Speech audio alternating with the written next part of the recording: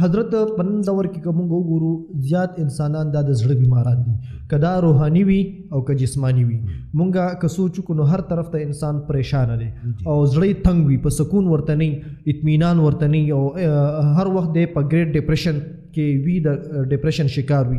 نو د هغې دپاره هم بعضې انسانان داسې وي چې هغه جسمانی بیمار وي یعنی چې موږ وګورو مړی شو څه چلو شو سمدم هارټ اټیک ورته شوي مړ شو څه چلو شو هلکه هارټ اټیک ورته وشو نو د زړه بیماران دا ډېر زیات دي که هغه روحاني وي او که جسماني وي نو که په دغه حواله د زړه د بیمارۍ دپاره داسې یو وظیفه چې هغې نه زموږ اورېدونکي استفاده واخلي د حدیث نه درته بیانوم جی سعد ابن ابي وقاص رضی الله تعالی عنه مشهور صحابي دی بیمار پیغمبر علیه السلام ورته راغی پیغمبر علیه السلام د هغه په دې اوږو په دې منځ کې د لاس داسې کېښوده او بیا وفرمایل وی ده ته د زړه دوره شوې ده صحیح نو په عربو کې مدینه منوره کې یو حکیم و نو هغلی وی لاړ شي حارث ابن کلده نوم یې و کلده یا کلده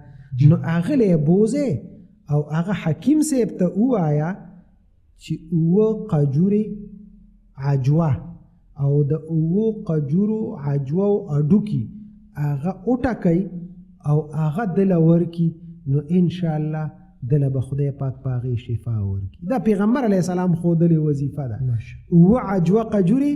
او اوه د عجوه او قجورو اډوکي دا معده کې پوډر ته جوړ کې او دا دله ورکې او بیا ورته پیغمبر علیه السلام یو وظیفه مو ښودله ورته یې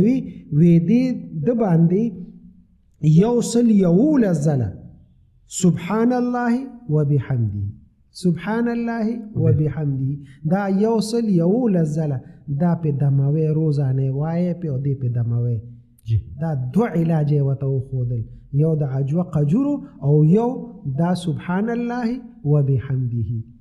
نو دا د پیغمبر علیه السلام دا د ابو داود شریف او د مسند احمد روایت دی دا حدیث کې دا وظیفه راغلی ده نو چې پیغمبر علیه السلام د خولي وي هغه به یقیني ډېره مجرب وي د دې په موبایلو چې دا راځي دا ګنده خولې داسې غټ غټ پټکي والي او دا ګیرې هم داسې غوړي کړي او لګوي دا بې ځایه سهار ما یو وظیفه اورېده د یو کس نه دونه غټ پټکي یې والي او چل هم ولې نه ورته پټکي هم داسې بل شان او ځان یې ډېر غوړ کړی را غوړ کړی او وی دا د شعبان لومبۍ جمعې شپه ده نو سره که حدیث کې چته راغلی دي چې د شعبان په لومبۍ جمعه باندې او د شپې که دا وظیفه څوک وکړي دا چته نشته یعنې ټول دروغ نو د پیغمبر علیه السلام د خولې ډېره مجربې او حدیثو کې ثابت دی او د هغه د خولې دي نو دا چې وکړي انشاءالله د زړه بیماري ټینشن بیماري خدای پاک په وله شفا ورکړي دا سعد ابن ابي وقاص رضی الله تعالی عنه ته پاره پیغمبر علیه السلام دا وظیفه ماشاءالله ماشاءالله